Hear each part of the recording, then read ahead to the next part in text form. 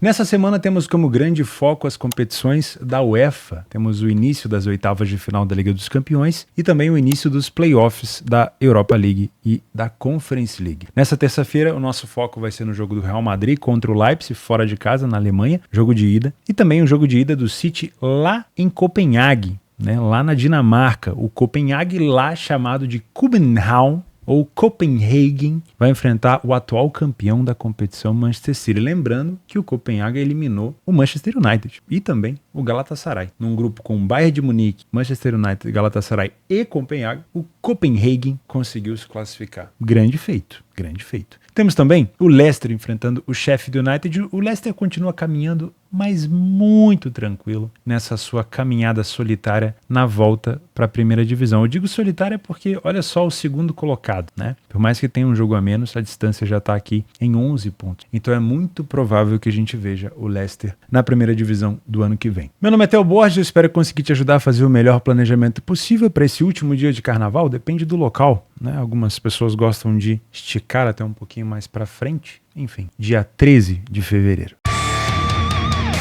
Começamos o nosso planejamento no jogo do Manchester City fora de casa na Dinamarca contra o Copenhagen. Eu vou chamar de Copenhagen porque eu fui entender como é que é a nomenclatura deles ali e tal. Pra gente é Copenhagen, mas pra eles assim, pra fora internacionalmente é Copenhagen e pra quem mora na Dinamarca chama de København. Dá pra ver pelo escudo aqui, né? København. É frescura minha? Eu acho que é. Comentei, acho que é frescura. Mas vamos tratar como Copenhagen. Eu gosto. O time do Copenhagen, ele eliminou, como eu falei pra vocês, num grupo que era considerado um grupo da morte, junto com o grupo do PSG e Dortmund, eliminou o United, que não estava também com a sua corda toda, mas num grupo com o Galatasaray e essa equipe da Dinamarca aqui, era de se esperar uma classificação do United. E o United não conseguiu se classificar. Tivemos então um City passando tranquilamente num grupo com, novamente, o Leipzig, a Estrela Vermelha, e o Young Boys. O City, se eu não me engano, se ele não fez 100% de aproveitamento, ele fez próximo. Então,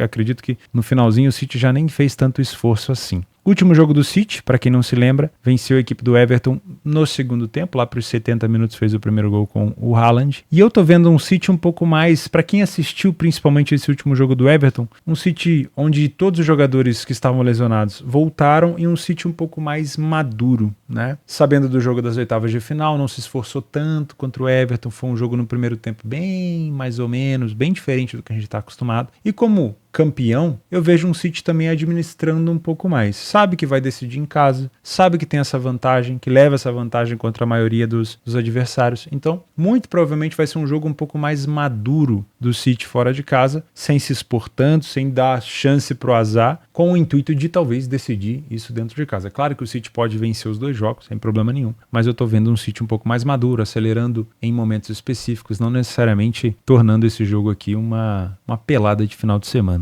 Tá bom? Mas vamos lá. Utilizando o PDF de apoio, nós temos dados do Manchester City na Premier League e dados do Copenhagen na Dinamarca. Obviamente, nós temos aqui uma diferença. No Copenhagen não vai tão bem assim dentro de casa na Dinamarca. Eu poderia usar os confrontos da Champions, mas foram poucos jogos. Então a gente teria muito mais ruído na hora de analisar as estatísticas. O City, para quem se lembra, está fazendo uma temporada na Premier League um pouco mais complicada em relação à iniciativa fora de casa. Em vários jogos do City fora, ele saiu atrás do placar. Contra o Brentford, ele saiu atrás e teve que virar. Contra a equipe do Newcastle, ele chegou a estar na frente, mas tomou uma virada, teve que revirar o jogo. Contra o Everton, ele saiu atrás do placar e teve que virar. Então não é um City que tem tido tanta iniciativa, que tem tido tanto controle do jogo assim na primeira etapa. Então ele tem saído menos até na frente do que o Copenhagen. Em relação aos gols marcados, nós temos um City com mais gols marcados, porém mais gols sofridos. Tem sido uma temporada fora de casa de um City sofrendo gol com muita frequência, né? Então, obviamente, isso mexe um pouco com aquele conforto que a gente costumava ter para trabalhar o City, na maioria das vezes sem oferecer quase espaço nenhum para o adversário. A média de gols sofridos pelo Copenhagen também é muito parecido. O primeiro tempo do City não é bom, pelo menos não tem sido bom na Premier League. Então é só um sistema aqui de alerta, não quer dizer que não possa ser, mas você já sabe mais ou menos como ele vem se comportando, né? O time do Copenhagen não toma tantos gols, 4 vezes menos do que o City, óbvio, são níveis de enfrentamentos diferentes, e é o mesmo número de gols marcados. No segundo tempo, as duas equipes têm números muito parecidos, porém,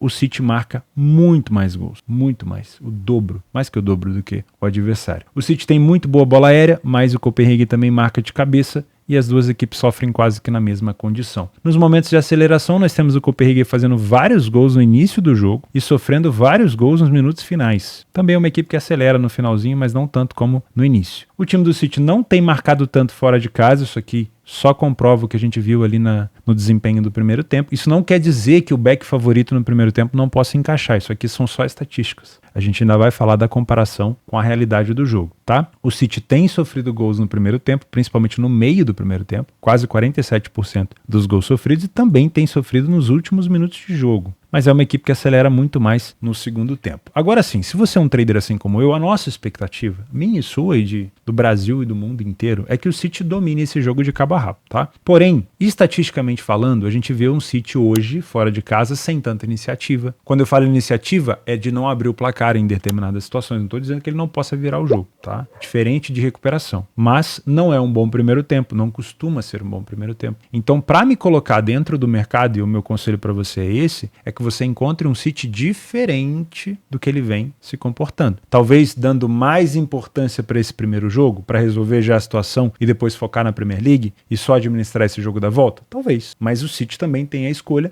de poder administrar esse primeiro jogo para decidir em casa. Isso não quer dizer que ele não vai vencer, mas pode ser que em algum momento do jogo ele não controle tanto. Pode ser que em algum momento do jogo ele acabe cedendo um pouco de oportunidade. Então, para você que quer um critério de massacre, você precisa conferir o jogo ao vivo e que o City apresente algo diferente do que ele vem apresentando nas primeiras etapas. Condição para isso total ele tem. Até porque eu não imagino o adversário se expondo tanto, mesmo jogando dentro de casa. Imagino o City tendo pelo menos grande domínio da posse e no máximo ali o Copenhague jogando na sua condição de contra-ataque. Quando o Bayern de Munique foi jogar lá, foi um jogo onde o Bayern teve pleno domínio da bola, mas teve algumas dificuldades no contra e também na bola aérea, tá? Se eu encontrar um City diferente do que eu venho vendo aqui, ó, primeiros minutos, sem tanta efetividade, primeiro tempo, sem superioridade, se for diferente disso, eu vou estar a favor do City, eu quero estar a favor do City no trade, tá? Agora, se for igual isso daqui, não vai ter peso de camisa que vai me empurrar para o mercado, tá? Se você é um Panther, essa cotação de 1,25 para o City é uma cotação perigosa, não é uma cotação, obviamente, rentável. Por quê? Porque é uma cotação que já está, como eu gosto de falar para vocês, embutido aqui toda a lucratividade da casa de aposta. Então, o melhor dos mundos é você fazer o que aconteceu com o City agora recentemente com o Everton, que é um City tendo que buscar um gol no segundo tempo, ou o que aconteceu agora recentemente com o Brentford, que é o City tendo que buscar uma virada. Você vai conseguir pegar cotações mais altas. São situações onde o City está passando ali por determinada dificuldade, ou de demorar a marcar um gol, ou de ter que buscar uma reviravolta, ou quem sabe até um empate, e você pode buscar uma premiação melhor que vai te dar uma relação de lucro no longo prazo muito mais interessante do que ficar se abraçando em cotações baixas. Eventos famosos como esse, as casas de apostas dificilmente vão errar, tá? Então toma um pouco de cuidado com isso daqui. Em relação ao mercado de gols, é jogo de ida. Não tem necessidade aqui de ser um jogo lá e cá, corrido,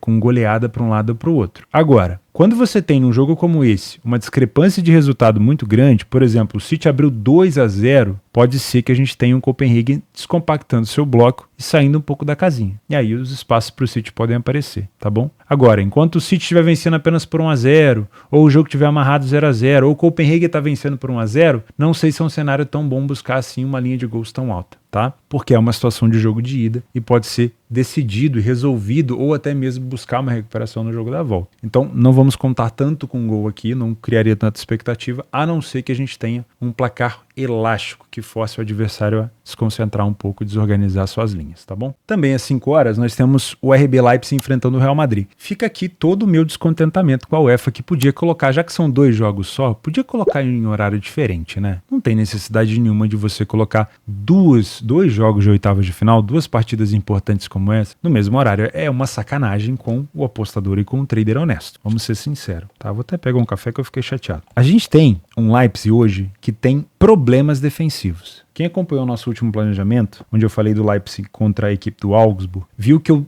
imaginei um Leipzig se complicando justamente pela parte da defesa. Eu não tenho problema com a parte ofensiva do Leipzig, pelo contrário. Tá? Por mais que algumas pessoas critiquem o Openda, e ele perdeu um gol agora recentemente contra o Augsburg, que poderia ter dado a vitória da equipe, eu acho que o ofensivo do Leipzig se comporta muito bem, tem uma boa bola aérea, é uma equipe que consegue produzir, tem um bom contra-ataque, mas defensivamente falando, eu tenho minhas críticas. E vai enfrentar um Real Madrid que nem sempre te dá um padrão de superioridade, que nem sempre avisa quando vai marcar gol, mas que tem uma linha ofensiva muito boa. Tá? Talvez o Real Madrid contra o Leipzig não tenha todos os homens da zaga. Contra o Girona, o Real Madrid teve que improvisar. Se eu não me engano, foi o Tchouaméni que jogou de zagueiro e o Camavinga. Posso estar fazendo confusão, mas eu sei que o Rüdiger eu acho que ainda está machucado e tem mais alguém que está machucado. O Militão, que também está machucado. Então eu não sei se o Real Madrid vai com a zaga titular de novo para esse jogo, tá? Isso não quer dizer que o Real Madrid vai dar muita oportunidade, porque contra o Girona, por exemplo, não tomou gol e goleou. Mas não são zagueiros de ofício, tá bom?